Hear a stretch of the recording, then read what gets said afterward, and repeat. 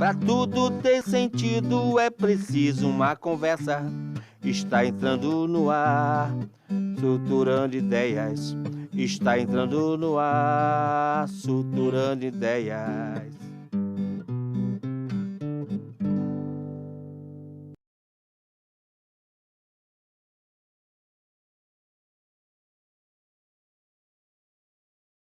De fazer medicina coincide muito com a ideia de muita gente, de muitos de vocês que estão aqui também, aquela ideia de ajudar as pessoas. Né? Eu acho que não tem como pensar em fazer uma faculdade de medicina e seguir a carreira da medicina se não tiver um princípio de altruísmo envolvido nisso. Basicamente, ajudar as outras pessoas. E, na realidade, a gente acaba deixando a si mesmo de lado para poder manter essa ideia de fazer um bem maior, de servir a um bem maior. Isso é uma coisa que sempre me fascinou, sempre achei muito bacana esse tipo de possibilidade. Muitas graças, senhor. Eu acabei entrando em 2000 na faculdade, não tinha a menor ideia de que área ia seguir, né? Eu acho que é o mais comum, assim, a não ser que tenha uma grande influência e normalmente em casa, né? O pai, mãe, tio, irmão, primo, alguém que às vezes é muito próximo e que já tenha determinada área na medicina que está seguindo e aí seja um motivo de fascinação da pessoa, dificilmente chega na faculdade sabendo que área vai querer seguir. Eu tinha uma ideia muito concreta do que eu não queria, que era psiquiatria. Até hoje é uma das coisas que eu admiro muito quem faz, porque é uma coisa que eu também tenho uma grande dificuldade de entender aquilo tudo. É uma medicina completamente diferente, porque tem que ter uma cabeça voltada para uma compreensão muito diferente. Não tem uma área assim que eu pensasse, não, isso aqui eu não faço porque eu não gosto. Não, a gente acaba indo pela afinidade mesmo. Né? E pelo que acaba se apegando depois, principalmente no que acha que faz bem, né?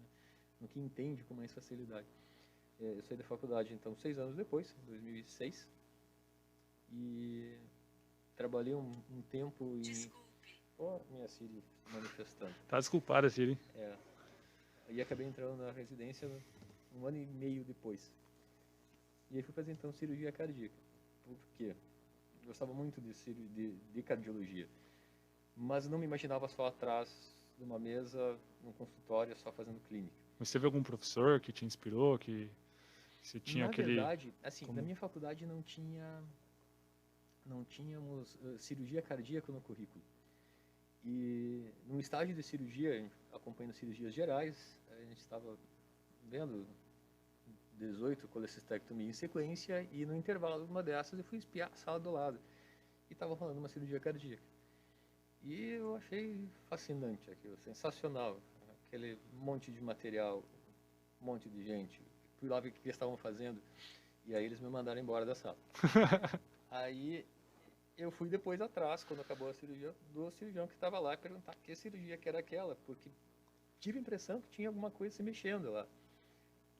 Cesárea não era, né? Então, alguma coisa diferente estava se mexendo naquela mesa. E aí, então, eu me apresentei, expliquei e tal, e a partir daí eu consegui começar a fazer estágio, eventualmente, quando não tinha aula, acompanhar as cirurgias. E aí comecei a gostar muito disso. Né? E é uma das áreas em que a gente consegue ter um conhecimento de clínica, se passa muito tempo na formação dentro de UTI, então tem que saber bastante clínica por isso, estudar bastante clínica por isso. Ah, estou muito longe, né? Obrigado. E tem cirurgia. Né? E a parte da cirurgia é uma coisa sensacional. Inclusive, amanhã tu vai saber o porquê. Tô ansioso por isso. É um Então, momento que todo mundo da Liga de Card quer passar em... Acho que em breve todo mundo vai pelo menos ter esse gostinho, né? Convencendo o pessoal que a cardio é bem mais legal que certas ligas que tem por aí. Fica aí, ó. Quem pegar, pegou. Eu conversei ontem, desculpa se você estiver assistindo, eu não lembro o seu nome, com um aluno da M7 aqui no corredor, e ele falou, cara, A gente estava trocando ideia sobre a liga de orto e trauma que está começando. E eu falei, meu, deve dar uma aflição ver aquelas marretadas que tem na cirurgia. Ele falou, cara, depois que você vê uma cirurgia de cardio, você vai achar as outras cirurgias assim, ó.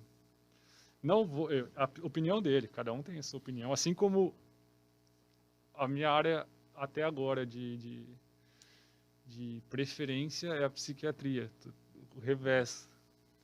Mas é uma questão muito de gosto. Questão de gosto. E ele falou que é espetacular a cirurgia. E a aflição me dá de ver um parto normal, principalmente. E isso, para mim, é uma coisa que dá muita aflição. Não dá aflição, eu vi já. Porque você está lidando com não um paciente, com dois. É uma criaturinha extremamente frágil. Parece que não pode errar em momento nenhum, porque aquela criatura está estreando ali, né? Então é tudo extremamente delicado. A cirurgia cardíaca, ela tem fases. Tem a fase menos delicada, né, que é o abrir e fechar um tórax. Tem a fase um pouco mais delicada, que é a parte principal, digamos, o tempo principal da cirurgia. Então varia bastante isso. E uma coisa que eu acho sensacional é que é um artesanato. É uma coisa, é um trabalho manual em que não tem um igual ao outro. Não existe uma cirurgia igual à outra. Esse lance do parto aí que você falou, sabe o que mais me dá medo? Porque foi o único que eu presenciei, que foi da minha filha. É a mãe.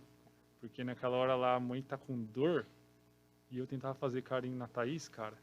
Cada carinho eu tomava um tapa de volta. Você tá louco? Ali tá brava a criança que tá nascendo, a médica e a mãe. Fazia carinho na Thaís, parecendo... Você já fez carinho num... Eu imaginei que tu ficasse com o maior medo que depois que nasceu a Cecília tivesse mais um gêmeo. Que fosse mais um filho vindo ali depois... Aí ia ser uma encrenca, né? Mas se fosse outra, igual essa fofinha, meu Deus do céu, é muito querida essa menina. Thaís esconde a Cecília. Vai ser sequestrada, já é a mascotinha da turma. E você tem filho? Tem um chorozinho? Não, só cachorro. Cachorro? E peixe também. Peixe tem? Incomoda muito menos que o cachorro, que por sua vez é bem mais tranquilo que filho, imagino eu. E qual que é essa pira do peixe?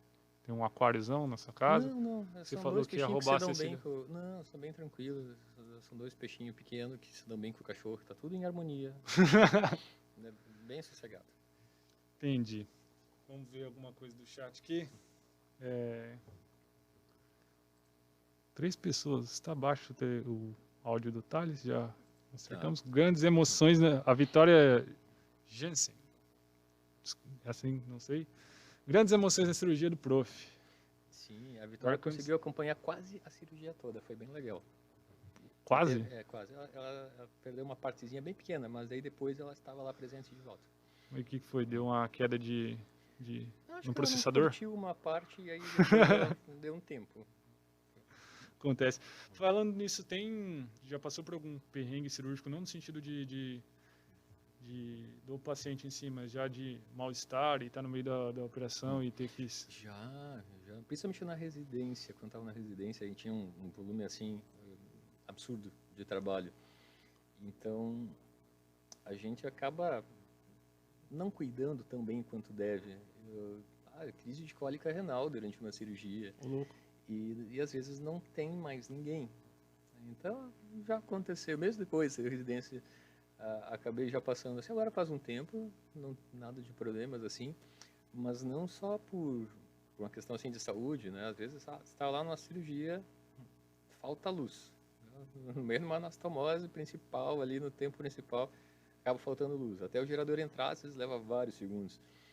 Esses vários segundos são muito longos. Torturantes. E aí, né, nesse momento o coração está parado, né? Está com uma circulação extracorpórea, então a gente depende disso tudo. E não se enxerga nada, não sabe como está o monitor. Então, tudo tem bateria, mas leva alguns segundos, às vezes, para conseguir recuperar isso. Esse tipo de coisa dá mais medo, na verdade, do que uma dor, alguma coisa assim, que pode prejudicar ali. Porque o paciente não tem como se virar sozinho, né? A gente, às vezes, dá um jeito. Toma algum remédio, dá uma sequência de alívio um pouquinho maior e segue o baile. Entendi. Mas a preocupação, em geral, acaba sendo com a vida alheia, menos com a nossa e mais com a dos outros. Depois, quando passa tudo, a adrenalina de cirurgia, aí começa a sentir as coisas. A gente mas não na hora. conversando agora há pouco, antes de começar o podcast com os alunos, inclusive a Débora, estava conversando com a Débora ali fora e o que a gente falou foi, não se esqueça que a pessoa que você está ali é o amor da vida de alguém, né, cara? Então, rola essa pressão no que você está fazendo. Isso é uma coisa que assim, em qualquer área, né? Independente se estiver numa UTI, numa cirurgia qualquer, ou simplesmente um tratamento clínico, independente de qual for a área, você tem que conseguir separar e ter um distanciamento para poder fazer um julgamento correto no que vai ser o tratamento. Muito se fala assim que a gente tem que evitar de tratar pessoas que sejam tão próximas, né? Eu jamais ia operar, por exemplo, minha mãe, né? Meu pai, minha irmã, porque são pessoas muito próximas e que eventualmente a gente pode acabar mudando a forma De conduzir ali. exatamente, conduzir o tratamento, eventualmente não escolhendo o que seria o melhor tratamento, né? Optando talvez por um tratamento menos invasivo que pode não ser Tão eficaz. a primeira escolha. Então, isso é uma coisa que a gente tem que conseguir separar muito bem, né? De repente é um amigo teu que vai consultar contigo. Por mais que tu goste, ele tem que oferecer o que é o melhor. Uhum. Tem que pensar de uma forma mais imparcial. Isso nem sempre é tão fácil, né? Então, o fato de lembrar que aquela pessoa é outro ser humano, que tem os seus problemas, tem as suas virtudes, tem a sua vida e pessoas que dependem dela, que amam aquela pessoa, que não querem que ela parta tão cedo. Isso sempre vai se contrapor com o fato de que tu tem que ter uma certa frieza para fazer o julgamento.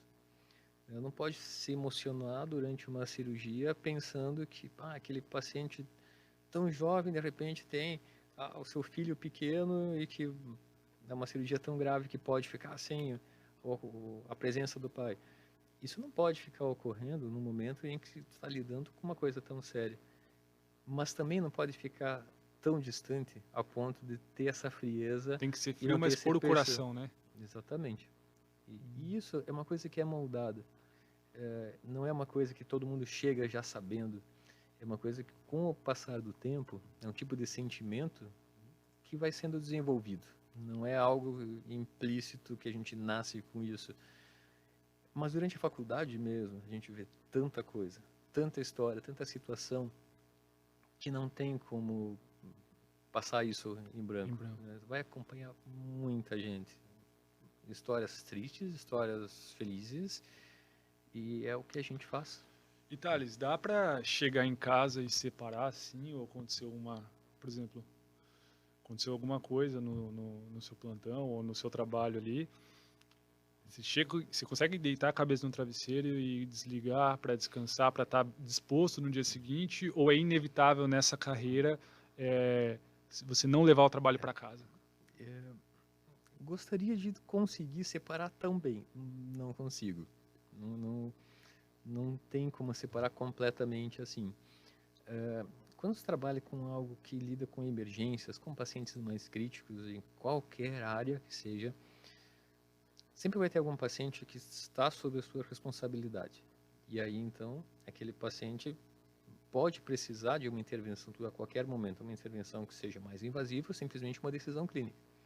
Se está internado o paciente, é porque ele não está bem para ir para casa, ele pode precisar desse suporte. Se é alguém que eu recém-operei, mais ainda, porque pode estar ainda instável, e a cabeça tende a ficar pensando o que pode fazer de diferente, o que pode mudar para otimizar aquela situação. Mas não só isso, às vezes a gente sai daqui e fica pensando como é que eu posso melhorar essa aula, como é que eu posso interagir mais com a turma, ou como é que eu posso chamar mais a atenção da turma, como é que eu posso fazer esse povo reclamar menos. E às vezes essas ideias vêm sozinhas, né? É difícil de simplesmente conseguir separar uma coisa. Mas é uma situação quando eu estou em casa, tranquilo, né? Lá no conforto, ou quando está fazendo uma aula, está dando uma aula, está dando, fazendo uma cirurgia, ou fazendo um plantão em determinado local, porque aí sim tem que se concentrar naquilo, né? Não dá para deixar a preocupação de um lugar atrapalhar o outro.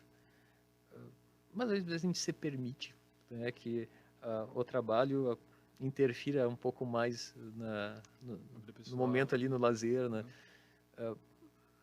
com aquele objetivo de tentar melhorar, né? Eu acho que é inevitável isso. Viu? E como que começou essa história na parte da docência e interesse em dar aula?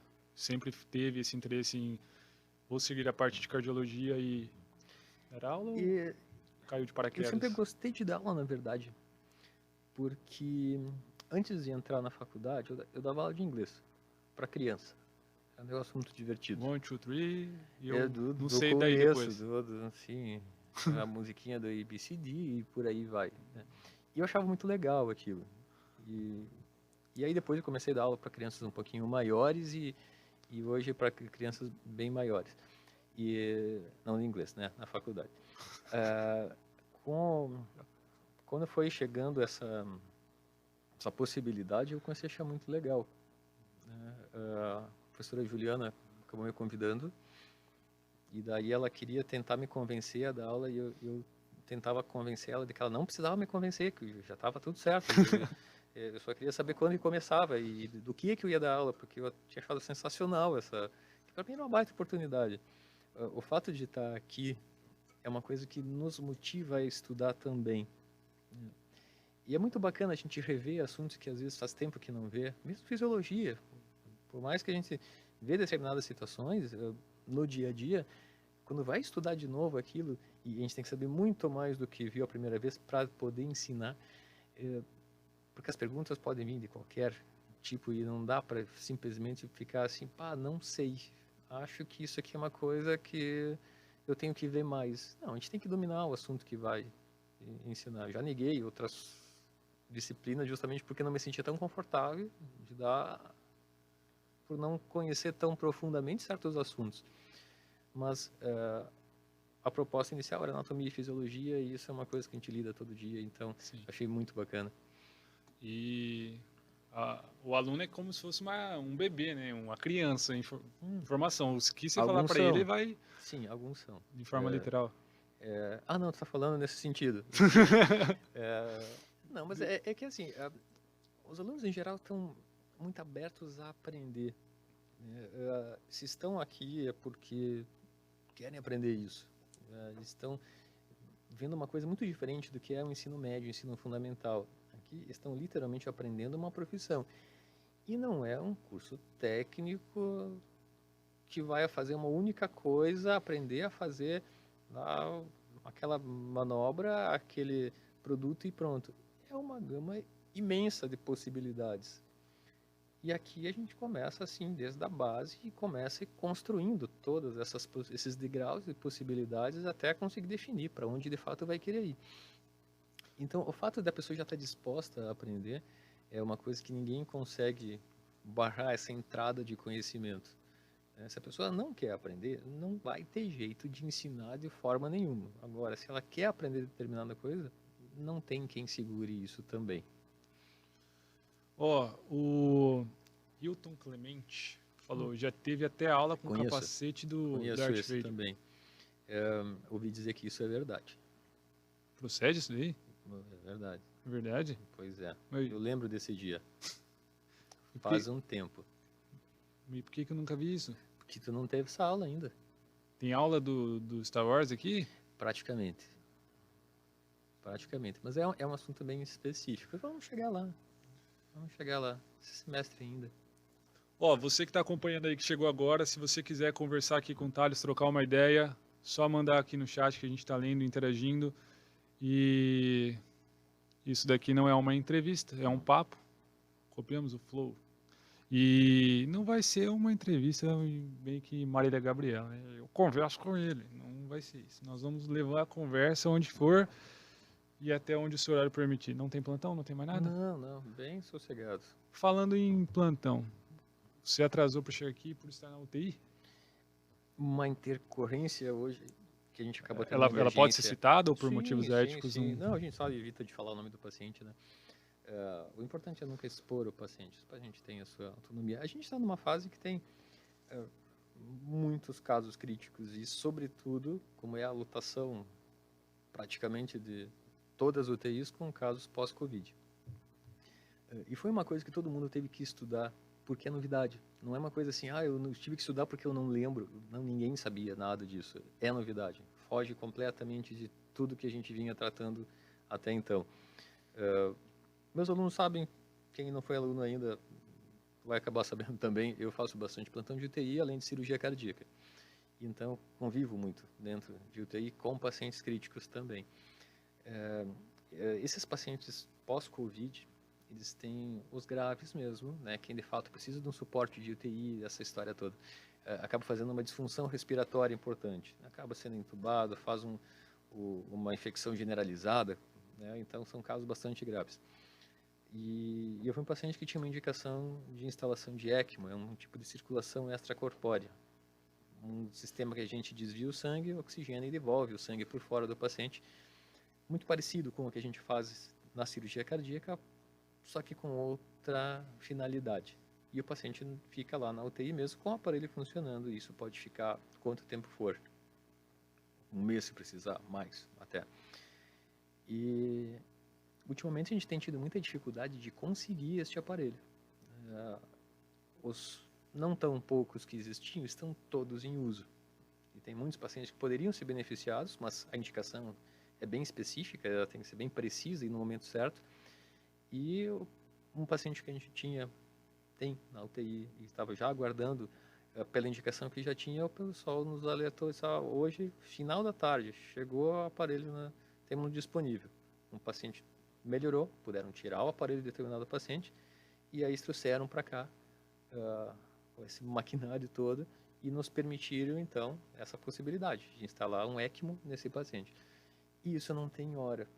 É tipo transplante, assim, quando acontece tem que sair correndo. É tipo parto, né? Quando a criança nascer, tem que sair correndo.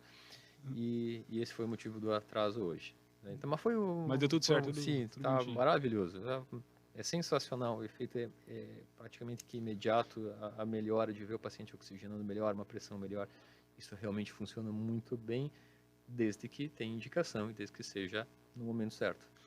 E já que você abordou o tema do Covid, queria saber a tua opinião, a gente pode entrar em política não aqui, se você quiser. Não existe tratamento precoce. Se era essa a dúvida, não. Isso é uma discussão imensa, polêmica. Tem muita gente colegas até, que saem pregando que vai usar diversas medicações e infelizmente testemunho de cloroquina? Também, pois é. E acabou polarizando muito isso. É uma coisa absurda, polarizar de uma forma política um tratamento medicamentoso. Eu li uma crônica muito legal ontem à noite, do médico professor de uma faculdade também, não recordo onde, acho que não era brasileiro, em que ele citava assim, como foi diferente a faculdade que ele fez com o que se vê hoje em dia, porque ele fez faculdade numa faculdade de medicina, ele dá aula de medicina numa faculdade de medicina, mas parece que hoje quem mais entende é o pessoal que fez direito, que fez marketing, que fez jornalismo, e todo mundo parece saber mais do que, de fato, quem estudou para tratar aquilo. Ainda mais se citar questões políticas, é uma coisa assim, absurda a política direcionar um tratamento. Eu vou querer determinada medicação se eu votei em fulano, eu vou querer determinada vacina se eu votei no outro, coisas absurdas, assim. Quando a gente teve a revolta da vacina... 60? Oswaldo Cruz teve que... Eu não lembro exatamente que ano foi, mas a revolta da vacina foi um momento em que as pessoas começaram a divulgar isso sem o WhatsApp, sem Instagram, eles já estavam divulgando que aquilo era uma coisa que era para matar todo mundo. E aí o pessoal teve que obrigar a população a tomar a vacina, uma grande medida do Oswaldo Cruz na época. Claro que reclamaram na época, mas era tão absurdo a gente pensar que naquela época o pessoal não queria tomar uma vacina porque não conhecia, e hoje a gente pensa, nossa, que gente ignorante, que não queria tomar uma coisa que foi salvar todo mundo, e de fato salvou todo mundo. Nunca mais tiveram uma série de doenças, série de complicações que eram fatais, porque na época não tinha alternativa. E hoje, em 2021, a gente ainda tem gente pensando em não querer tomar vacina, ou querendo escolher, eu quero determinada vacina porque vem de tal lugar, que deve ser melhor que a outra. O que a gente vê na prática é que qualquer vacina é melhor do que não fazer. Não se tem uma muito superior à outra. A primeira vacina que estiver disponível tem que ser feita. Tem que seguir aquele protocolo. É uma vacina para tomar em 2 doses, tem que fazer as 2 doses, com intervalo preconizado. É uma dose só? Beleza, faz uma dose só. Mas é necessário, obrigatório fazer isso, porque senão a gente nunca vai sair desse período de pandemia. Tratamento precoce não existe.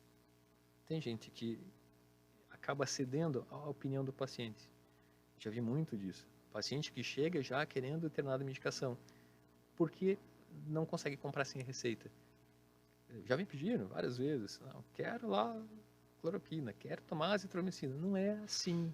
A azitromicina vai perder o efeito muito em breve, porque tem muita gente tomando sem precisar. E você acha que hoje em dia a gente vive uma era de divulgação muito acelerada, né? Tanto para coisas positivas quanto negativas. Você tem acesso na palma da sua mão, literalmente ali. Você acha que essa divulgação até das fake news científicas tem sido um arqui-inimigo dos médicos nesse tratamento, ou está dando para levar, está dando para conscientizar as pessoas? Sim, eu acho, Rafael, que de fato atrapalha, né? Principalmente quando médicos acabam prescrevendo medicações que fazem mais mal do que bem. E às vezes são medicações que já se utilizam, coisas corriqueiras, mas que as doses preconizadas, que de fato, segundo eles, fariam alguma diferença, são muito altas. Então a gente fica com efeito colateral sem o benefício. Eu trabalho numa UTI que tem 10 pacientes. 10 pacientes extremamente graves.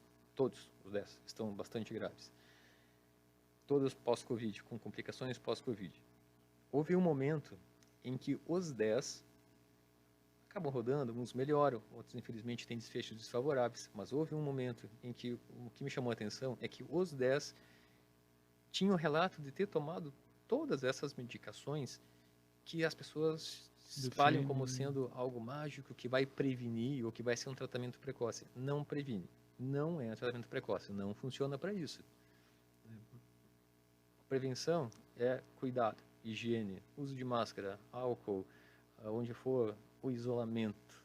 O isolamento é o que de fato faz mais diferença. Se funcionasse, não ia ter tanta gente lá mal depois de ter tomado isso. Então, prescrever coisas assim prejudica. Essa propaganda é contra. Eu achei muito legal isso que você falou, isso que você enfatizou. Para você que está vendo, que você não acredita, um doutor falando, então... Vai ter gente querendo riscar meu carro, furar pneu. Mas assim, estou falando a verdade. Quem de fato prega todo o resto é porque presta mais atenção em notícias que vêm no WhatsApp do que de fato um artigo sério, randomizado, multicêntrico. Né? Não é um relato de caso contado pelo vizinho. Isso não é um estudo sério. Eu moro aqui no Três Rios do Sul. E a rua que eu moro ela é uma rua sem saída, para variar em Jaraguá quase não tem rua sem saída. E passa um trem lá também. Passa, berrando. E criaram um grupo no WhatsApp. E tiozão do WhatsApp adora grupo do WhatsApp, né? Pelo amor de Deus.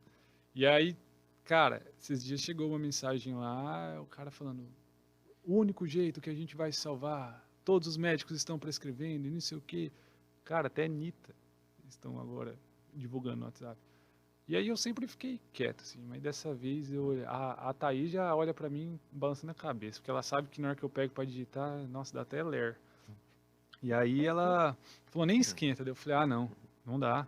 Aí eu falei, não dá, não sei o que. E dei meio que o que eu vi em farmacologia, o que eu vi, eu tentei resumir. Einstein mesmo fala que se você não souber explicar a ciência pra sua avó, você não sabe nada. Então eu expliquei da linguagem simples, não era pra fazer aquilo. E eu gostei que teve uma adesão legal, assim, dos tiozão, alguns caras assim.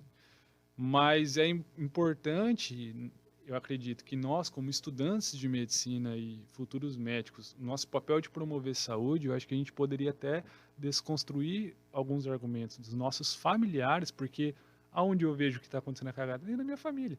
Meu pai e minha mãe, graças a Deus, não estão tomando nada, senão ia quebrar eles na porrada. Mãe, você tá vendo? Te amo. Saudade de você. Mas não dá. É muita gente tomando. Virou, tem muito doutor agora. E doutor do WhatsApp. Muita notícia mesmo. É que as pessoas se sentem mais confortáveis de pensar que existe algo que vai prevenir. Que elas podem voltar a ter uma vida mais normal, socialmente mais normal, simplesmente porque tomou um comprimidinho que vai resolver. E na verdade nem a vacina vai ser uma coisa que tomou a vacina, então pode começar a sair sem máscara. Não. Enquanto não tiver todo mundo vacinado, não dá. Tem que manter os cuidados, tem que pensar nas outras pessoas que ainda não estão protegidas assim. Mas invariavelmente a gente pertence a vários grupos, não só de WhatsApp, né? Grupos sociais, seja no trabalho, na faculdade, aonde quer que vá, e sempre vai ter alguém que acaba pensando e destoando desse tipo de pensamento. Não é questão de pensar que todos os outros estão errados e a gente está certo, mas quando se aprofunda em determinados assuntos, vê uma realidade e vê que não faz sentido aquilo, é difícil ficar quieto quando tu vê uma coisa dessas. Nossa senhora, mão coça. E algumas vezes eu já escrevi e apaguei, e aí escrevi de novo, e aí apaguei de novo, para não criar problemas, porque tem pessoas que têm muita dificuldade de admitir isso, porque já tem uma ideia pronta. E a forma de abordar nem sempre é simplesmente tentar esclarecer ali e dizer que é isso e deu. Então as pessoas têm que ser, não convencidas, mas talvez... muito obrigado. Talvez mais esclarecidas de outras formas. Não esperar que elas vejam desfechos terríveis com um familiar, com alguém que gostam, para ver que de fato aquilo não funciona. Então. Aqui no chat falaram Rafão Gostoso, melhor entrevistador, já sou fã. Não, se não for a Thaís, tá um problema. Tamo, Duran Zord. Esse é o pseudônimo da Thaís ou também não? Thaís, é você? Meu Deus. Você é o Duran Zord. Minha mãe falou, tô vendo, filho, te amo. Que legal, minha mãe dando um apoio. Eu não tive tempo de mandar o link para minha mãe. Porque eu vim nessa corrida, né? E daí eu nem sabia se ia ter ainda, porque estava naquele aperto lá, não conseguia responder mensagem, nada. E daí eu não mandei para ela, mas eu sei que vai estar gravado, depois eu mando para ela também. Seria bom a próxima ela te mandar um beijo ao vivo. Beijo, mãe. Eu vou estar na televisão logo. Duran Zord falou, Dona Adriana, eu amo seu filho, ele é maravilhoso. Duran Zord, eu acho que tá apaixonado. Então. Mazão, esse filhão é orgulho pra nós. Quero meu salve. Salve, Duranzão.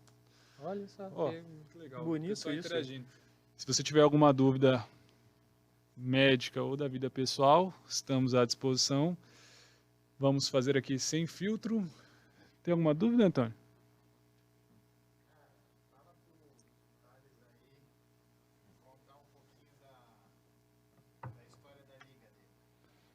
Recebi no ponto eletrônico aqui, o Antônio falou que quer saber da liga, como que surgiu, você que idealizou, alguns alunos vieram? Não, isso foi muito legal, porque foi ideia dos alunos, os alunos que se mobilizaram para fazer o primeiro grupo de estudo ali. Na minha faculdade não tinha liga acadêmica, e aí quando vieram propor a primeira vez de fazer uma liga acadêmica, eu fui procurar no Google o que é isso, né? O que se faz numa liga acadêmica. E aí, então, eu entendi um pouquinho melhor o que era. E achei sensacional essa ideia. Primeiro, pela iniciativa do pessoal de criar um grupo de estudo para aprofundar determinados assuntos. A primeira impressão que eu tive foi assim, ou eles acharam que eu sei alguma coisa a mais do que teve na aula e talvez não deu tempo de falar na aula, ou eles não entenderam nada da aula e querem fazer uma aula de reforço para ver se... E aí, com o tempo, a gente começa a perceber que não era nada disso, nem dos dois, na verdade, era um pessoal querendo se aprofundar mais no assunto porque acharam bacana, que acharam legal. E aí a gente começou a ter uma certa interação. Na época não tinha pandemia, né? Parece que faz tempo, mas foi 2 anos atrás, é um negócio tão recente, e a gente na época conseguia interagir também com as aulas dos residentes do Hospital São José, podia acompanhar algumas outras coisas assim, e desde o começo a gente já conseguia também levar o pessoal a acompanhar a cirurgia.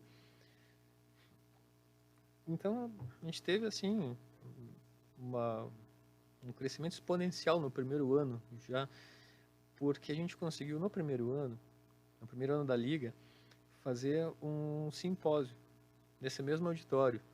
Encheu esse auditório, foi muito legal. Aqueles estão registrados no Instagram da Liga? Isso, foi sensacional. A gente conseguiu juntar muita gente. E foi o primeiro evento aberto aqui do nosso campus. Então, a faculdade de medicina ainda era meio novidade. Só tinha 2 turmas.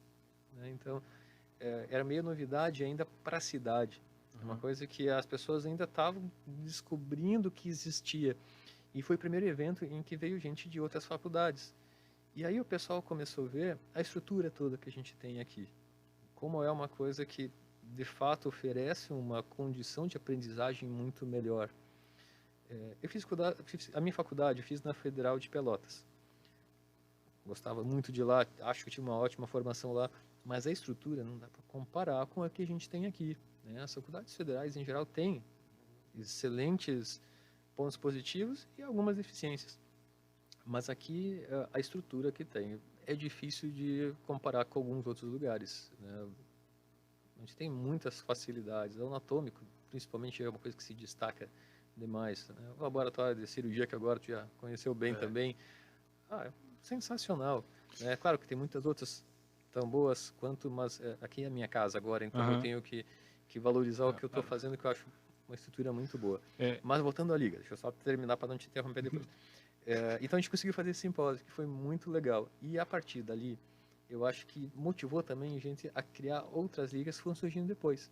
Agora a gente tem uma parede cheia de ligas. Tem liga de que imaginar, porque mostra que tem gente querendo despertar para as outras áreas também. Inclusive para neuro. Não sei bem o porquê, mas não dá para entender todo mundo. Tem gente que torce pro Grêmio. 2 farpas em uma só frase. Tá afiado. Mirei na linha ainda nessa. Não, você falou de simpósio ali, sabe o que eu sinto saudade da época que a gente vai dividir, né? Antes de pandemia e depois de pandemia. Antes da pandemia eu sinto saudade de coffee break de congresso. Puta, que saudade. E nossa. As pessoas se aglomeravam e comiam uma perto da outra, assim, era um negócio muito estranho. A Thaís gosta também, ó, a cara dela. A Thaís é aquelas você já reparou que todo coffee break de simpósio tem aquele gordinho que não desgruda da mesa? Ele fica ali, ele não quer ser mal educado de pegar vários, mas ele tá ali, ele pega, não sai de perto da mesa, aí pega outro. Cara, eu adoro. Puta, que sensacional. E às vezes começa já a palestra, mas ele não sai de lá. Não saiu de lá. É o último a sair da máquina de café também. Eu acho que eu já fui um desses. Isso que é o pior. Eu sou. Porque é bom, né? Mas e eles nunca colocam um café mais ou menos. É sempre muito gostoso. Mas eu falo que o gordinho, ele não é o exterior, ele tá na alma, cara. E eu tenho alma de... Eu gosto, hein? Não gosto, não? Eu gosto com força. Eu não consigo te imaginar gordo, né? Ô, louco. Põe a foto no telão, Ito. Deus me livre, faz isso não. Nem tem. Mas se tiver, não põe não. Fotos antigas do Facebook. E aí surgiu a liga, e a sua primeira liga na sua faculdade foi o quê? Não, minha faculdade não tinha liga. Não formou nenhuma? Não, só deve ter tido depois que eu saí. Entendi. Então, porque na minha época não tinha, então eu não conhecia isso. Eu fui conhecer o conceito de liga acadêmica mesmo aqui. E aí começou a crescer um pouco mais essa ideia, né? Tanto que agora tem inúmeras ligas e outras já encaminhadas para surgir um pouquinho mais para frente. Então foi uma ideia bem legal, foi muito bacana essa iniciativa que os primeiros tiveram, porque isso com certeza abriu uma série de outras possibilidades. E não só pelo simpósio, por todas as aulas que a gente aprofundou, todos os assuntos que foi possível trazer, que às vezes só nas aulas curriculares a gente não tem nem tempo de apresentar tanta coisa, que em algum momento vai ter, mas né, esse aprofundamento na matéria depende muito da iniciativa, da vontade de cada um. E a produção literária, isso faz uma baita diferença. A gente teve alunos desde lá da primeira liga que já fizeram artigos que foram publicados. E agora que você postou que um grupo de alunos, se não me engano, fez um artigo? Semana passada que acabou sendo publicado. É um negócio que leva tempo, né?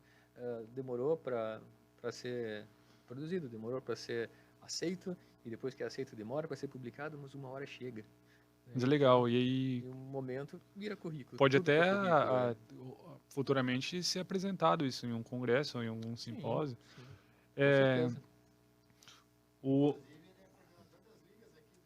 É verdade. Nenhuma liga passa batido se não passar por você, né? O Antônio falou ali que as paredes aqui de trás, para quem não sabe, aqui atrás aqui do auditório tem a parede com as diretorias das ligas. Então, as ligas estão aqui fixadas, você vê quem que é os diretores e as ligas disponíveis. O Antônio falou, abre aspas, se precisar, pinto até a minha mãe lá atrás para colocar mais ligas, fecha aspas. Não estou mentindo. Mas só para fazer um esclarecimento, o coordenador, na verdade, não é quem define se a liga vai surgir ou não. É simplesmente um facilitador. Porque as pessoas acham que vem dizer assim, não pude abrir a liga porque o Thales não deixou. O Thales deixa fazer liga o que quiser, é só seguir as regrinhas. Tem regrinhas que tem que seguir. Mas, quero fazer uma liga de neurologia obstétrica, que seja, desde que siga as regrinhas, né? Então, a instituição tem determinadas regras a ser seguidas, não é uma coisa específica do nosso campus, né? Então, vem lá da central de coordenação. A partir dali, então, a gente tem que seguir essa orientação toda. Se tiver dentro desse padrão, perfeito, maravilha, eu só coordeno para orientar para que caminho seguir. Quem eventualmente não deixa abrir, não sou eu. É o Antônio? Eu não vou dizer quem é. Juliano? Não vou dizer quem é. Deve ser o Ítalo. É o seu Ítalo? Então, o que você falou desse ponto que às vezes não cabe na aula e as ligas trazem isso. Isso é muito legal, porque às vezes o que do aluno se interessar por aquela especialização está ali. Eu me apaixonei, entre aspas, por psiquiatria por causa de um congresso que eu fui em Foz do Iguaçu, que era um congresso internacional de psiquiatria. Pô, cheguei lá, vi N palestras, adorei. Fui em outras, gostei mais ou menos. Até agora, pô, é que tá legal. Às vezes, amanhã na cirurgia que eu for acompanhar você, eu falo, pô, é isso que eu quero pra minha vida. Ou eu saio de lá e falo, não, é neuro. É possível. E vira o gremista, bate, toma um mate quente com o pai e com a mãe daí. O Ítalo bateu o palmo, acho que ele é gremista. Provavelmente, o que tu mais gostou quando tu foi lá, até porque quando chegou lá todo mundo falava português, né? Deve ter sido um negócio sensacional. Foi. Pra quem não sabe, eu sou poliglota. Então já dava um feeling diferente, assim. Mas o fato de poder acompanhar áreas diferentes é justamente para poder decidir o que eu definitivamente gosto ou não. Eu vi muita coisa que eu não gostei, mas fui descobrir depois de ver, né? E teve uma pequena época, um curto espaço de tempo durante a minha faculdade que eu curti psiquiatria.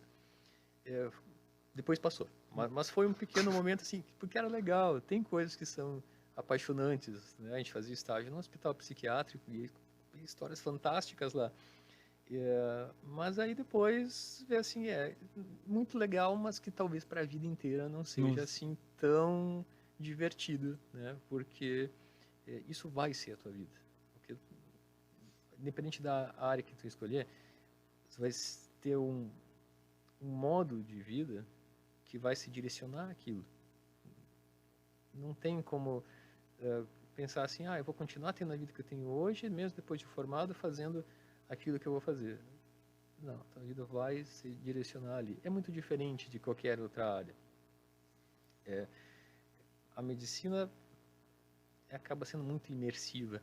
Não tem como desvencilhar o resto da tua vida disso. É difícil de estar em qualquer lugar e de repente precisa de um médico. Está numa viagem, num avião, alguém passa mal e alguém precisa anunciar que precisa de um médico porque tem alguém passando mal. Tu não vai se conseguir ficar quieto e omitir aquela situação, fazer de conta que nada está acontecendo enquanto alguém precisa de ti. E tem questão do juramento também, né? Sim.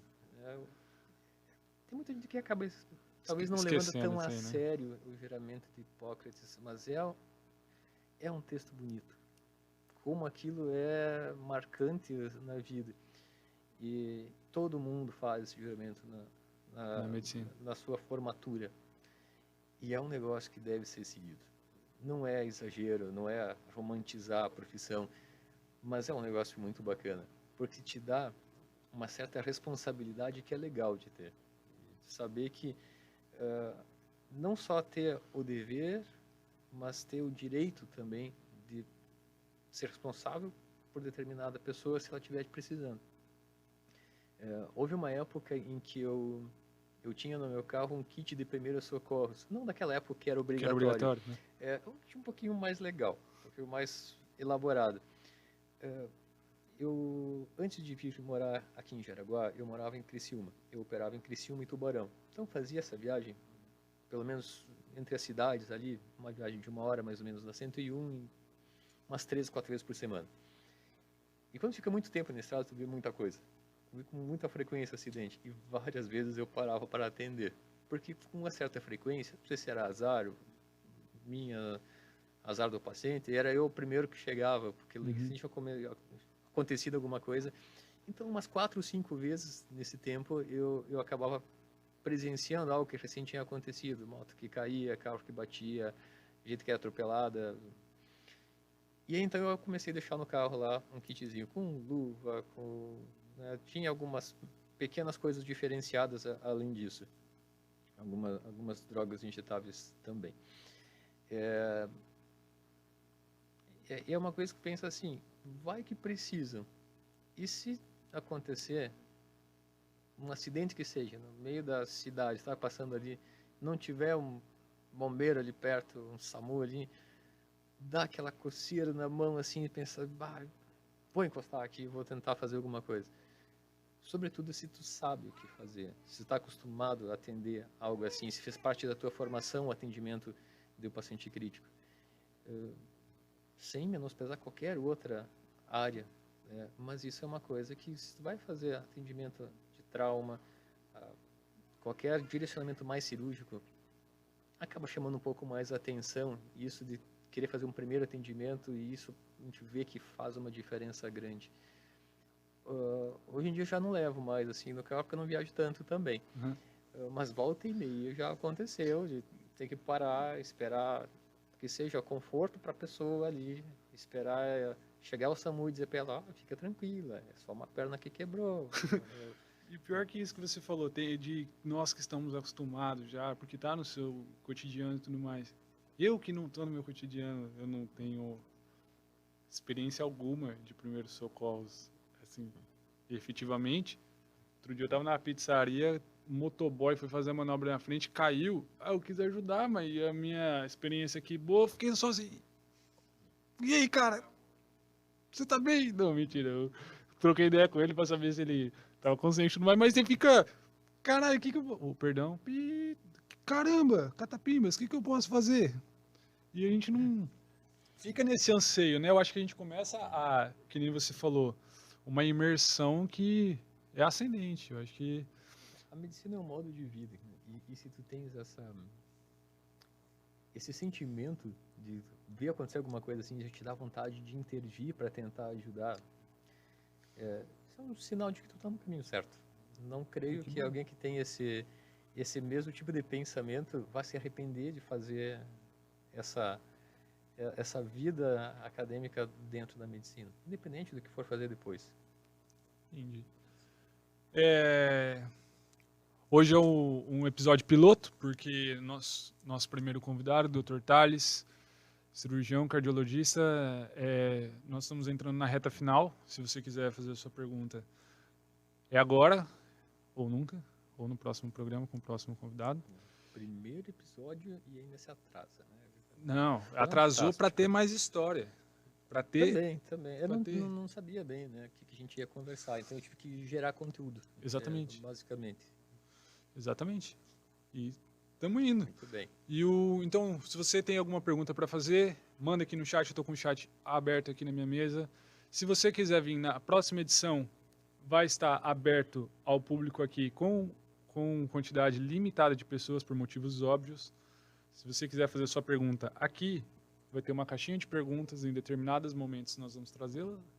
O nosso muchacho Lucha Libre ali vai trazer aqui, nós vamos ler. E nós vamos abrir uma enquete também, se você quer ver o Ítalo vestido de alienígena ou dinossauro.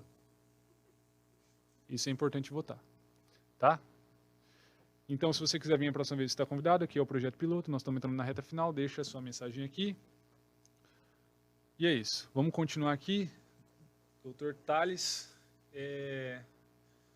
Bom, a gente falou já da sua vida pessoal, dos seus peixes, falamos da sua formação. Sim. E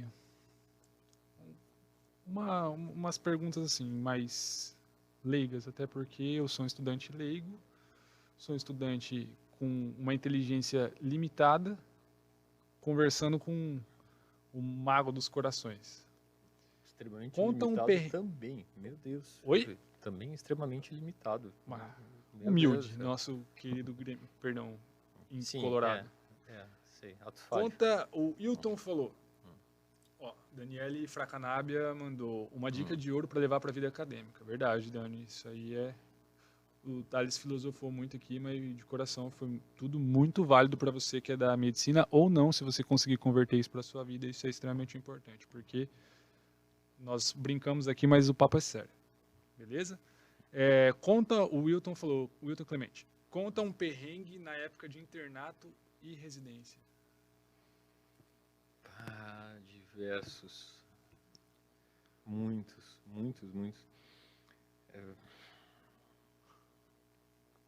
É difícil até escolher um, porque é uma época complicada, né? Várias vezes a gente chegava muito cedo no hospital e ia embora só quando acabava, na época que faz muito pouco tempo, se a gente for pensar assim nessa questão de direitos dos residentes, que hoje em dia é muito restrito isso, 60 horas semanais, não pode passar de 60 horas semanais. Na época, 60 horas dava no terceiro dia, não tinha isso da semana inteira, né? Então, muitas vezes, o celular tocava nas horas mais impróprias, né? Tô arrumando a mala para ir viajar, cancela a folga, tem emergência, tinha que sair correndo. Então, a gente via muita situação, muitos planos ir por água abaixo, simplesmente porque a prioridade absoluta era deixar o serviço em dia, deixar tudo funcionando, não podia parar, não podia ficar sem cobertura o serviço, porque atendia um fluxo muito grande de pacientes. Mas algum grande perrengue. Uma das primeiras vezes que eu fui fazer uma anastomose, residente, no primeiro ano de residência, fazendo uma anastomose importante, assim, de uma ponte de safena na parte proximal, anastomose na aorta. Para mim era assim, nossa, um dia extremamente importante ali, porque foi aquele marco ali, tá começando a aprender a pegar a mão para fazer, tremendo demais do que devia, então fazendo tudo com muita calma, aquela expectativa de dar tudo certo. E o residente que estava acompanhando a anestesia, tinha residente de anestesia também junto, quis registrar aquele momento. E aí pegou o celular e foi fazer um vídeo todo interativo, mostrando as primeiras anastomoses que eu estava fazendo e tal. E se empolgou tanto que lá pelas tantas escorregou o celular, quase caiu dentro da cavidade, quase que caiu em cima do coração. É muita sorte. Mas imagina se acontece uma coisa dessas, é óbvio que ia sobrar pra gente, né, que era os residentes. Então foi um dos quases, assim, que a gente chegou muito perto de dar algum problema. Não deu problema nenhum, o paciente ficou super bem, saiu muito breve, assim, a recuperação, foi muito tranquilo. Mas é um negócio que marcou a gente pelo resto da residência. Ninguém mais pegava celular nem perto da cirurgia naquele tempo lá, porque sempre lembrava daquele prazo. Mas ainda bem que ficou no quase. Nossa. Porque senão ia ser um baita de um problema. Não, se fosse iPhone que trincava a tela, certeza. Não, ia ficar uma tela lá dentro, quem sabe. Não tem... Não, mas assim, graças a Deus tudo bem, nunca teve problema. Mas vai, de diversas situações ao longo da residência, ao longo da faculdade, todos passam por situações complicadas. Mandaram um texto aqui. Um texto? Isso aqui ia pagar. Eu li só que a pessoa não tinha circulação nas orelhas. Hum. Você leu também aí? E apagaram? Que pena. Era pra trollar o caster. Ó, próxima edição vai ter um outro rapaz aqui comigo, ou uma outra raposa aqui, pra atacar o convidado. Pergunta aí, Rafa, como eram as disputas de cirurgia? Fer Ferreira, como eram as disputas de cirurgia no internato? O Fernando trabalha com a gente lá na UTI. O Fernando tá... É o Fer? Esse o Fer? mesmo. Sim, Fernando tá Salve, Fer. firme lá na UTI também. Fer é grande. Não, era bem pacífico, assim, porque onde fiz residência eram muito poucos residentes. Então a gente dividia muito bem, né, o que cada um ia fazer. Nunca teve assim essa briga de não, é minha vez de operar. Então isso nunca foi problema. E o fato de a gente trabalhar muito, era um serviço que tinha uma cobrança muito grande, uns preceptores um tanto quanto exigentes demais. Isso é uma coisa que une bastante os colegas. Então, quando a gente tem que sempre se defender e sempre ficar trabalhando demais e ficar tentando se esquivar de levar sermão, a gente acabava virando uma família mesmo. Né? Os colegas da residência eram que nem irmãos. Era uma coisa assim, que cada um defendia o outro até debaixo da água. Uhum. Fechava o pau entre a gente eventualmente. Mas se alguém falasse mal do outro, não, eu posso falar mal dele, mas de fora ninguém. Então era uma coisa que a gente se dava muito bem nessa questão assim de divisão. E realmente fez falta. Logo que a gente saiu daquela convivência, quando a gente Mas se tem formou. contato ainda? Com alguns sim. Com alguns sim. Às vezes acaba indo para lugares muito distintos. Né? Um dos meus colegas, um está no Paraná, outro está trabalhando agora em Recife, outro ficou em Curitiba, minha residência foi em Curitiba. Então o pessoal acaba se espalhando, mas né, seguem com suas famílias, seguem com o seu trabalho, e é uma coisa que toma muito tempo. Né? Então não é aquele contato tão frequente como era, mas é uma coisa legal de ter como referências, não só os que eram da minha época, alguns que vieram depois, outros que eu conhecia, que já passaram pelo meu serviço antes, e que eventualmente surgem casos diferentes, ou surge alguma coisa que a gente não está habituado, é aquela referência para poder tirar uma dúvida, pegar uma outra opinião. É bom ter essa perspectiva, assim. É uma coisa que a gente tenta mostrar mesmo na faculdade, que isso não é exclusivo da residência, da experiência de residência. Tem muitos alunos que eventualmente nos procuram por questões diversas, não só porque é uma dúvida na cardiologia e a parte que eu dou mais, por diversas situações. Até para uma consulta por um parente, né? Minha mãe tá assim, Não, isso assim acontece com alguma frequência e a gente sabe que é muito de boa, né? Porque se alguém já procura a gente para tirar uma dúvida assim, primeiro porque confia. Né? Eu não vou tirar uma dúvida com alguém que eu acho que não sabe o que diz ou que não entende nada daquilo. Então é um feedback bacana até desse relacionamento que a gente tem com as turmas. Mas já teve gente assim que já veio conversar para trocar uma ideia por situações do dia a dia, que não tinha a ver com medicina, né? Para pedir um conselho, o que podia fazer e tal. E é uma coisa muito legal. Quando a gente está numa faculdade, está com essa família toda que a gente forma, muita gente vem de fora que não mora com a família, não tem esse acompanhamento todo. Eu passei por isso, eu sei como é difícil. O meu primeiro ano inteiro eu saí de casa com 17 anos, fui para a faculdade, que era longe pra caramba, no outro canto do estado, e fui sozinho, sem conhecer ninguém. Não tinha essa experiência de morar sozinho, de ter que se virar. Então, é uma coisa que é muito fácil de se colocar no lugar das pessoas hoje, depois de ter passado por isso e ver como é. E a gente acaba formando uma nova família. Invariavelmente, os colegas viram uma nova família. Né? Todo mundo é uma grande família. Como toda família, tem gente que não se gosta. Né? Tem gente que toma cloroquina escondida. Né? A ovelha negra. Mas são as pessoas que a gente leva para a vida. Né? E o fato da gente estar numa instituição em que tem essa, como eu comentei antes, uma imersão mesmo nisso, é uma coisa que a gente se dispõe, se propõe até a participar disso, da vida das pessoas mesmo. Né? Eu não quero ser pai de ninguém aqui, né? Embora de alguns que são tão novos que eu até teria idade para ser. Mas Acaba A gente criando sabe um que as vínculo, pessoas né? podem confiar, podem contar com a gente. Eu sei que eu não falo só por mim, por todos os professores, né? Não é porque tem lá o NAPED que dá esse suporte assim, que os meninos ali têm uma baita preocupação com o bem-estar psicológico, o que seja de todo mundo, mas a gente está aqui, está à disposição. Ó, o Antônio, um cara que eu conheço desde que eu cheguei aqui, ele não era ainda o gestor do campus, ele era um dos coordenadores. E pô, eu nunca vi ninguém dizer assim, preciso falar com o Antônio de alguma coisa e não consegui, ou não me recebeu. Pô, não existe isso. Não é porque no começo tinha uma turma só, era muito menos gente, e agora tem muito mais gente, e aí então, não vai dar tempo de dar conta de tudo isso. Não existe. Nesse lugar aqui, pelo menos, não existe. Na minha faculdade, jamais que eu ia ter assim uma facilidade de ir lá abordar o coordenador do curso e trocar uma ideia, assim, ou chegar no reitor e dizer, reitor, qual é que é, né? Vamos fazer tal coisa. Aqui é uma Cara, coisa que a gente tem essa facilidade, né? isso eu posso concordar, porque a ideia desse projeto aqui, minha filha tá ali atrás, com a minha namorada. Ai, que menininho. Eu que fiz, nem parece, né? Mas foi eu que fiz. A cara do pai é linda.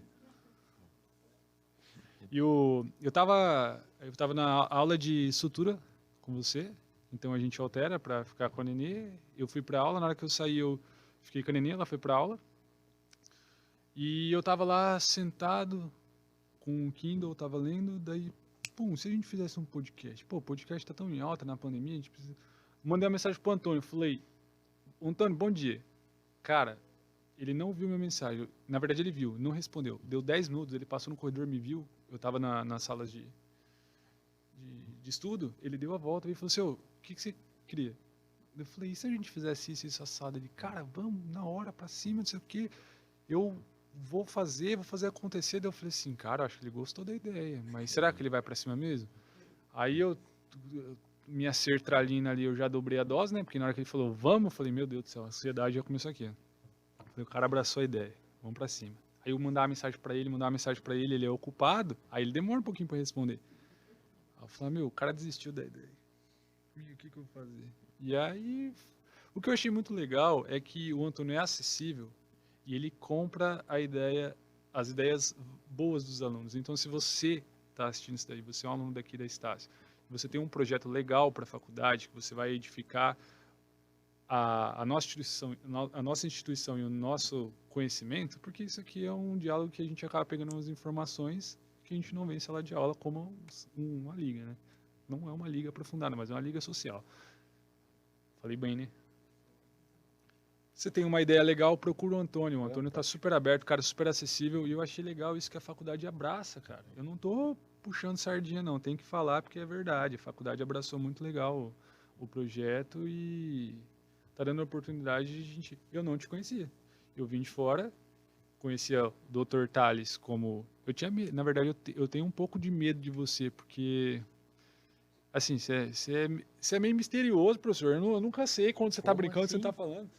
E Eu aí eu falava, nunca estou cara, brincando. Na dúvida não é brincadeira. É sempre sério. até a parte da neuro e do Grêmio. Com certeza. Principalmente.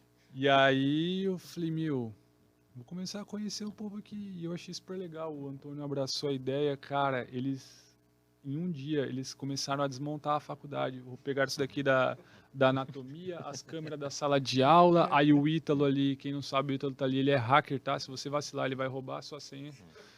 E aí ele, cara, mexeu em tudo e a gente fez essa estrutura aqui super legal. E eu acho que tem alguma coisa para acrescentar? Eu discordo dessa parte. Nossa, não sou nada misterioso. Eu tinha medo de trocar ideia, porque, pô, o Nossa. Thales, cirurgião cardiologista, meu Deus do céu, se eu falar uma asneira, o cara só Mas, fala asneira. assim, eu acho que a gente faz uma ideia, às vezes, um pré-conceito a partir do que vê numa imagem ou que as pessoas talvez possam transparecer. Uhum. Definitivamente não tenho nada de misterioso, Não, nem de sério. Tanto é que assim, tu vê que as minhas aulas nunca têm assim aquele tom de exigência, de seriedade, de ter que baixar a cabeça, prestar atenção e ficar quieto. Não é essa a proposta. Eu acho que aqui mesmo a gente aprendeu, desde que eu entrei aqui, a gente aprendeu que as aulas têm que ser de uma forma diferente, tem que chamar a atenção de outra forma, tem que interagir com os alunos fazerem uma participação maior e menos explanativo. Então, não tem por que criar esse tipo de imagem, não. Não, já quebrou, já aqui quebramos os paradigmas. Muito bem, E muito bem. E eu vou te dar um desafio até. Chamar o professor Eduardo da ortopedia. o Eduardo, Não, Eduardo da ortopedia. Da Doutor ortopedia? Eduardo Godoy. Doutor Eduardo Godoy acho que deve ser o próximo a vir aqui. notado? Check. Esse eu acho que tem muito a acrescentar aqui. Vamos para as últimas mensagens aí, galera. Vamos encerrar as perguntinhas, porque já são 10 horas da noite e meu neném tem que dormir. E o Thales, No voltar pra caso é a Cecília ou... a minha nenê. E eu. Tá.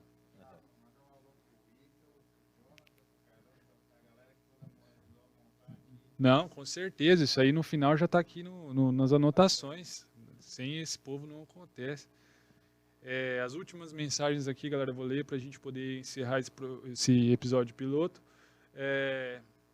Rafa, pergunta como que eles veem essa questão da falta de médicos no Brasil na questão de Covid e também a questão do revalida. Se ele vê uma disparidade muito grande dos médicos formados no Brasil com os formados no exterior. Grande abraço, meu irmão. Tá, muito bem. Posso soltar a letra. Assim, ó, o revalida é uma coisa necessária justamente para poder nivelar. Era uma heresia imensa aquele projeto, aquele programa dos Mais Médicos. Não, o projeto Mais Médicos existe agora, que é completamente diferente do Mais Médicos que existia alguns anos atrás, em que simplesmente ficaram trazendo 10 mil médicos que vieram de Cuba, de não sei aonde mais, e não tem como se imaginar que, de repente, num lugar tem 10 mil médicos sobrando e que vai tirar todo mundo de lá e não vai fazer falta naquele lugar que não é assim tão grande. Então, algo muito errado estava acontecendo e a gente dificilmente vai saber o que era. Embora tenha inúmeras teorias. Mas, de qualquer forma, os ensinos nos mais diversos países eles seguem currículos diferentes. As faculdades no Brasil, elas seguem um currículo que é mais ou menos parecido, porque vão ser obrigatoriamente cumpridas determinadas exigências que o MEC faz. E o MEC é muito rigoroso nisso. O professor Eduardo, da fisiologia para vocês aqui, ele faz parte do grupo do MEC que faz visitas nas universidades quando vai começar um novo curso. Ele sabe falar muito bem como isso é exigente. Eu acompanhei algumas das visitas aqui no nosso próprio campus, para abertura de curso, para manutenção da medicina também. O pessoal é muito exigente. Não é qualquer lugar que passa para fazer um curso novo assim. Então, o padrão das faculdades que estão aqui, eles precisam cumprir uma série de pontos ali que são exigidos. Então, isso mantém um bom nível de ensino. O mínimo que a gente espera é que quem venha de fora, que faça um curso, por melhor que seja fora, comprove que é tão bom quanto os que tem aqui. Se for melhor que aqui, por algum motivo, maravilha, mas que para poder atender os nossos pacientes tem que conhecer também como é a nossa realidade no Brasil e que possa cumprir Você acha que seria válido um exame que nem o exame da ordem dos advogados, até para os brasileiros? Eu sou dessa ideia, sim. Eu acho que seria bem interessante. Até porque mantém a pessoa atualizada. Né? Assim como tem o pessoal nas faculdades de Direito, tem que fazer depois essa prova da passar na ordem, acho que seria interessante. Isso é uma discussão enorme. Tem gente que acha que não, porque depois já faz residência e tem que comprovar nisso. Eu acho que para poder fazer a residência tinha que ter uma prova que nivelasse mais isso. Mais um degrau ali. Acho que é uma coisa importante. Mas na questão do revalida, sim, isso é extremamente necessário.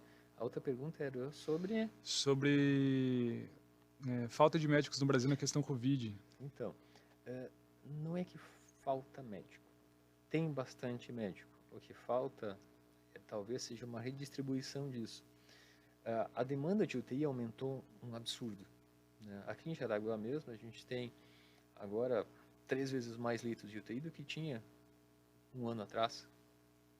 Era uma coisa assim que não se imaginava que chegaria a esse ponto. E quando começa a ter tanta abertura de leitos a mais, tem uma demanda muito maior de profissionais, e não é só de médico, né? Dizer que está faltando médico agora é um pequeno problema perto do que falta de fisioterapeuta, do que falta de equipes de enfermagem, técnicos, de enfermeiros também.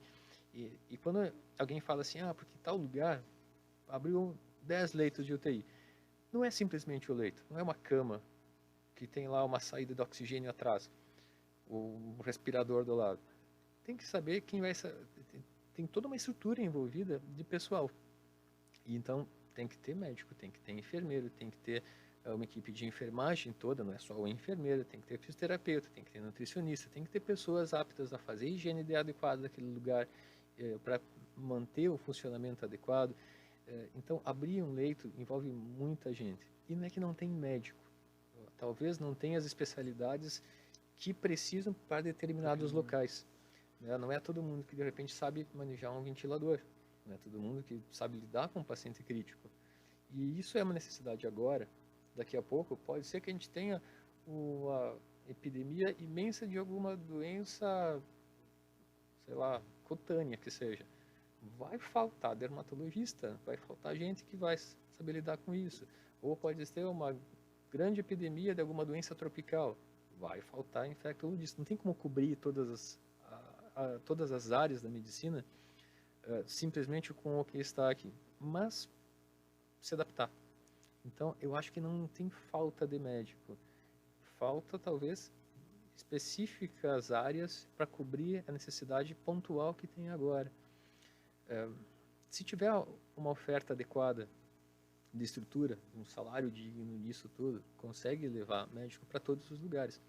O que acontece na prática hoje? As pessoas se formam em cidades maiores e tendem a querer ficar nessa cidade onde se formou, onde está a sua família, ou num centro maior. Ninguém quer ir lá para aquele fim de mundo, uma cidade pequenininha que não tem estrutura no meio do Amazonas. Porque não consegue fazer uma medicina adequada lá. Né? Quer ir naquele lugar que, quando quiser, tu pode pedir uma tomografia, pode fazer uma cirurgia de forma adequada, pode ter o tratamento lá, a pessoa vai conseguir as medicações que precisa. E a gente é preparado para fazer a medicina da forma correta e não aquela... Medicina de guerra, né? Exatamente. Né? Não quer trabalhar num hospital lá improvisado. A gente quer fazer a coisa direito. Né? Então, a ter a condição para isso, eu acho que é o que precisa para poder ter essa distribuição adequada. Não falta médico. E a gente tem muita gente se formando, muita gente boa se formando. Em breve, os bons se formando vão ser daqui. E logo, a primeira turma já passou da metade. Então, a gente conhece, a gente sabe os alunos que tem. Bom, considerações finais, Ítalo alienígena, votaram aí? A enquete.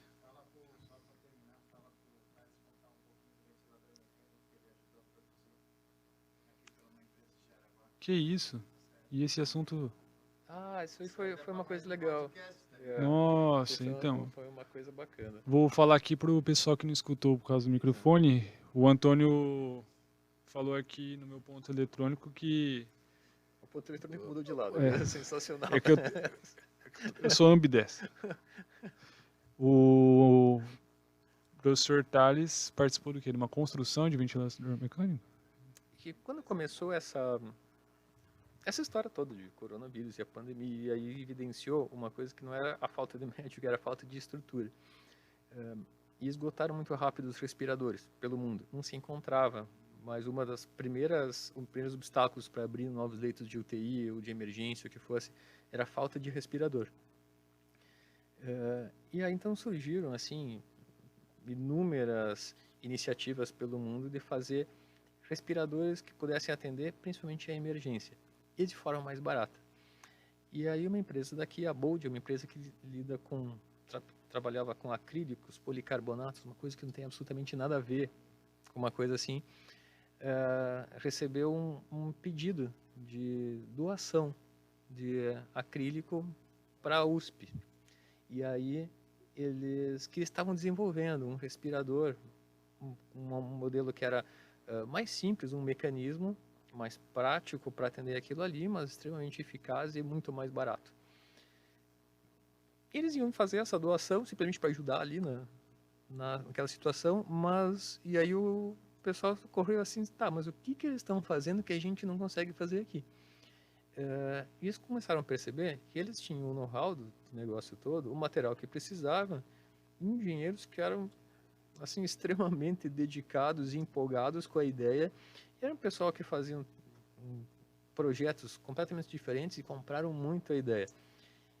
E aí um dia me ligaram numa quinta-feira de noite, eram umas 11 da noite, o pessoal do hospital, se eu podia dar uma ajuda, que tinha um pessoal precisando de uma assessoria. E daí no dia seguinte eu fui lá para conversar com eles, e aí a gente vira tudo amigo aquele dia. Foi muito legal. Eu tinha muitas ideias, eles já sabiam como fazer aquelas ideias acontecerem, e daí começou a surgir o respirador da Bolt. Levou um pouco de tempo para aprovação, porque é muito burocrático isso. Uma empresa que fazia acrílicos, né, fazia coisas de plástico, e de repente está fazendo um material médico hospitalar. Então, a legalização, tudo isso é um processo complicado. Então, demorou um pouco para ser liberado, mas em questão de 3 meses, ele já tinha o formato final, como ele é hoje, e funciona muito bem. E está sendo centro de distribuição para o Brasil?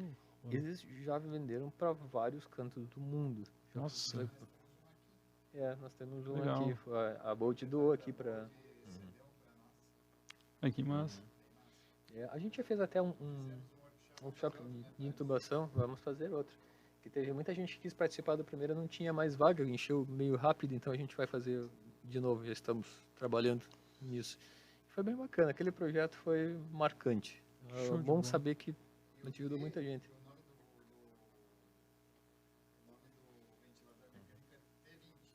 O T é por causa de Thales? Foi a homenagem que o pessoal, os engenheiros da empresa que legal. fizeram. Que legal. O T20, que é o respirador, é 20 pelo ano, que surgiu, que foi ano passado. E o T era por isso. Pelo menos foi isso que eles me falaram, eu achei Não, sensacional. nosso podcast, o T do cast é... No final, que legal. A terminar. Olha, sensacional. Beleza. Queria pedir para vocês virem aqui, para a galera ver o rosto de vocês. Esse rosto Até bonito.